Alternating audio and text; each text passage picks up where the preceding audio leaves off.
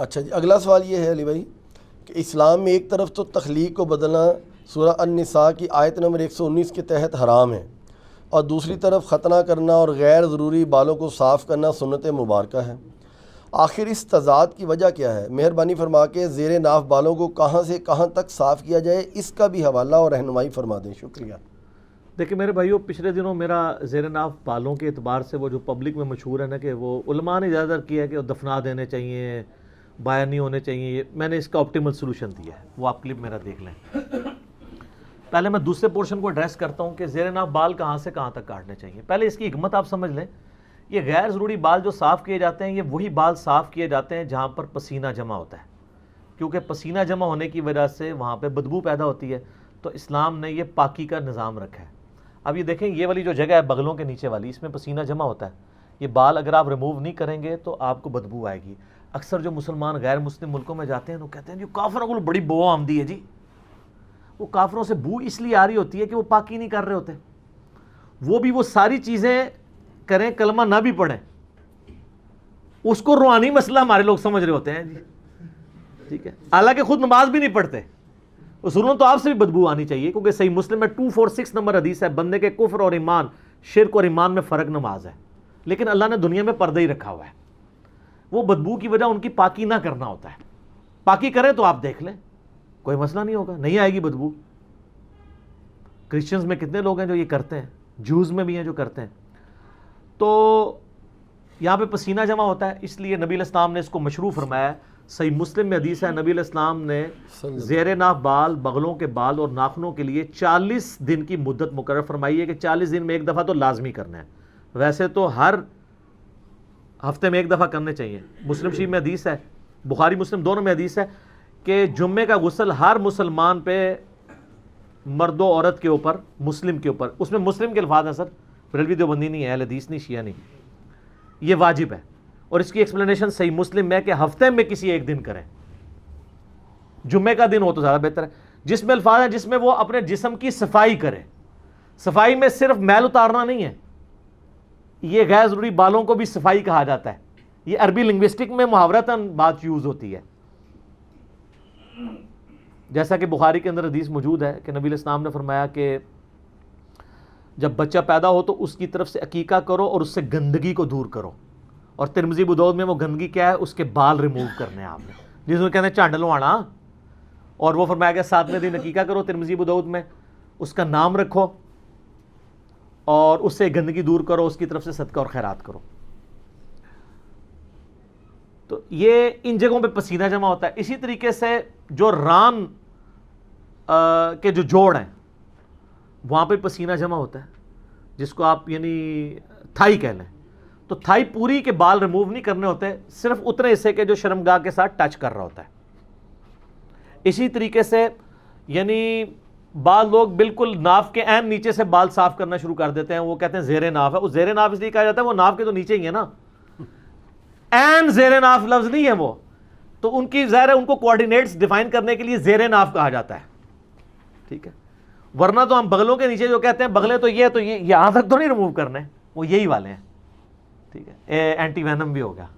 تو زیر ناف سے مراد ہے کہ جتنے حصے میں یعنی شرمگاہ ٹچ کرتی ہے، چاہے وہ ران والا حصہ ہو یا اوپر والا، اور اس کا بڑا آسان طریقہ ہے کہ پیٹ کا جو جوڑ ہے نچلے دھڑ کے ساتھ، جہاں پہ پیٹ ختم ہوتا ہے نا، وہ ناف سے تھوڑا نیچے جا کے ختم ہوتا ہے، اس کے بعد سے جو حصہ ہے نا وہ آپ نے بال صاف کرنے شروع کرنے ہیں۔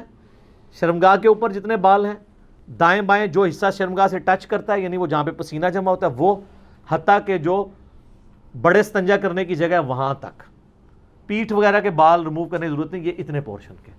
تو یہ اکثر لوگ پوچھتے ہیں، اچھا ہو گیا اس کو میں نے کلیئر کر دیا، اب آ جائیں وہ اس کے پچھلے پورشن کی طرف، اس سے جو پہلے والا پورشن تھا، سورہ نساء کی آیت نمبر 119 کا آپ نے حوالہ دیا، وَلَآمُرَنَّهُمْ فَلَيُغَيِّرُنَّ خَلْقَ اللَّهِ، شیطان نے کہا تھا اے اللہ میں تیری مخلوق کو ابھاروں گا کہ وہ تیری تخلیق کو بدلیں گے،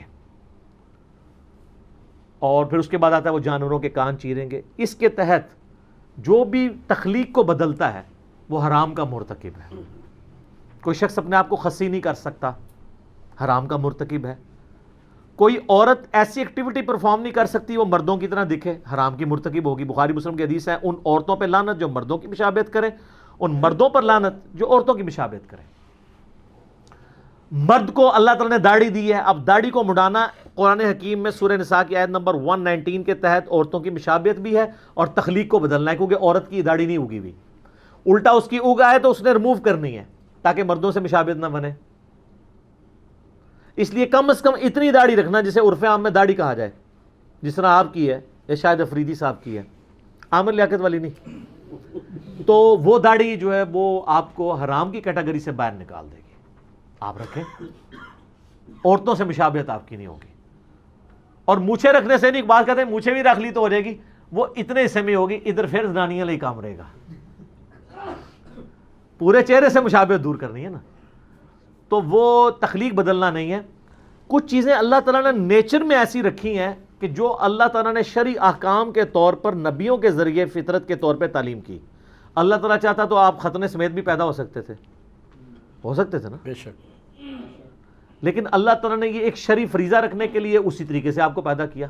دیکھیں یہ ختنے والا تو معاملہ ہی چھوٹا ہے، باقی ہر چیز پرفیکٹ ہو کے نکل. کان کسی کاٹنے پڑتے ہیں پیدائش کے بعد، ناک کو چھوٹا بڑا کرنا پڑے تو مصیبت پڑ جاتی. ختنہ ہی صرف کروانا پڑتا ہے. تو یہ اللہ تعالیٰ نے ایک دینی فریضے کے طور پہ رکھا. اللہ چاہتا تو کئی لوگ ابھی بھی ایسے ہیں جو نیچرلی پیدا ہوتے ہیں، ان کے ختنہ ہوا ہوتا ہے، وہ آپ اس کو کرامت بنا رہے ہوتے ہیں. وہ کافروں کے گھر بھی ایسے لوگ پیدا ہو جاتے ہیں، جیسے کسی کا 6 انگلیاں لگی ہوئی ہیں، وہ کہتے ہیں بڑا بزرگ ہے، وہ کوئی بغیر پیدا ہو گیا. اس طرح نہیں ہوتا. تو وہ نیچرل ہو سکتا ہے کسی کے ساتھ. تو نبیوں کے ذریعے اللہ نے وہ فطرت کی چیزیں بتا دی. داڑھی مڈانا فطرت کو بگاڑنا ہے، لیکن ختنہ کرنا اگرچہ ہماری تخلیق میں بگاڑ ہے، لیکن وہ فطرت اس لیے ہے کہ وہ اللہ نے پیغمبروں کے ذریعے تعلیم فرمائی کہ میں نے خود یہ چیز رکھی ہے. ورنہ تو کل کو کوئی شخص کہے گا جی مجھے رفع حاجت ہوتی ہے تو اس کے بعد مجھے جسم دھونے کی ضرورت نہیں ہے، تو نیچرل پروسیس ہے.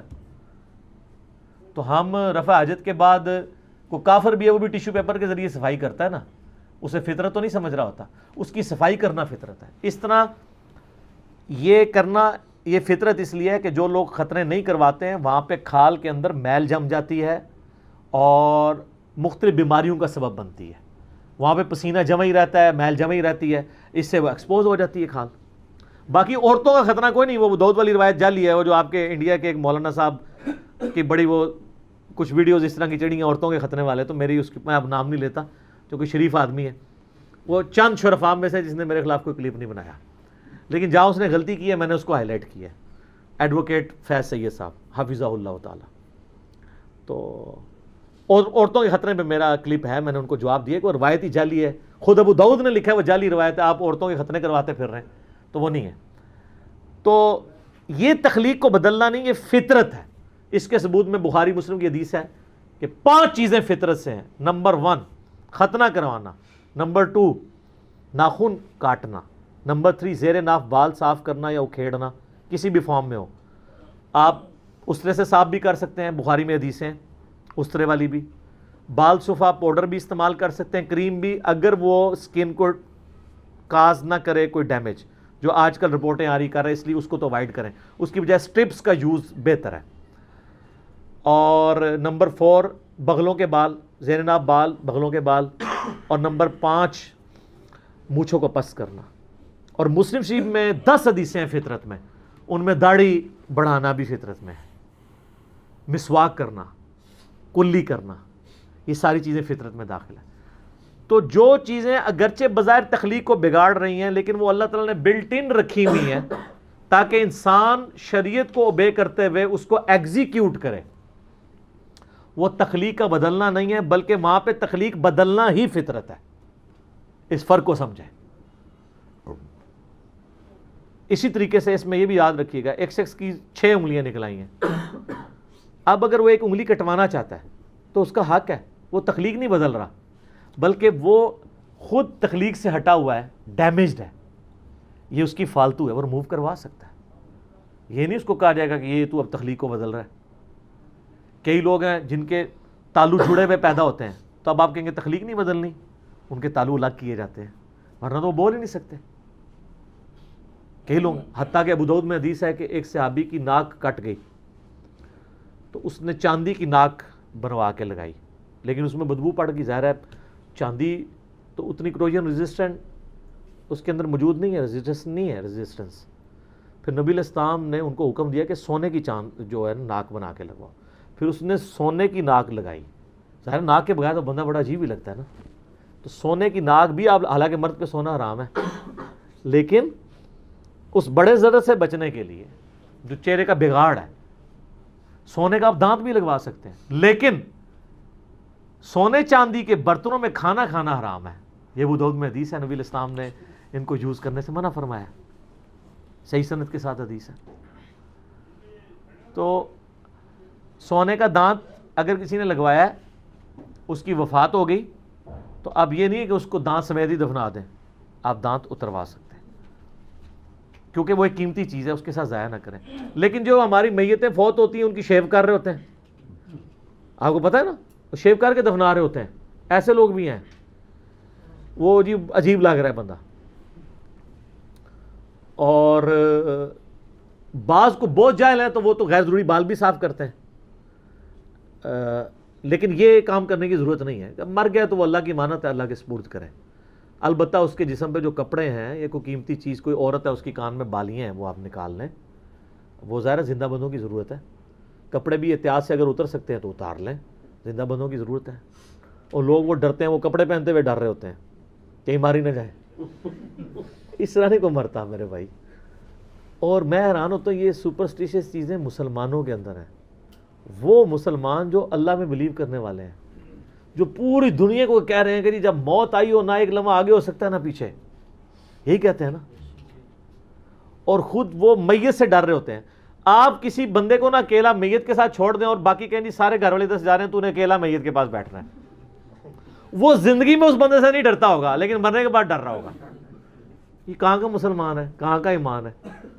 ٹھیک ہے، اس نے کوئی زندہ نہیں ہونا میرے بھائی، اس طریقے سے کچھ بھی نہیں ہونا.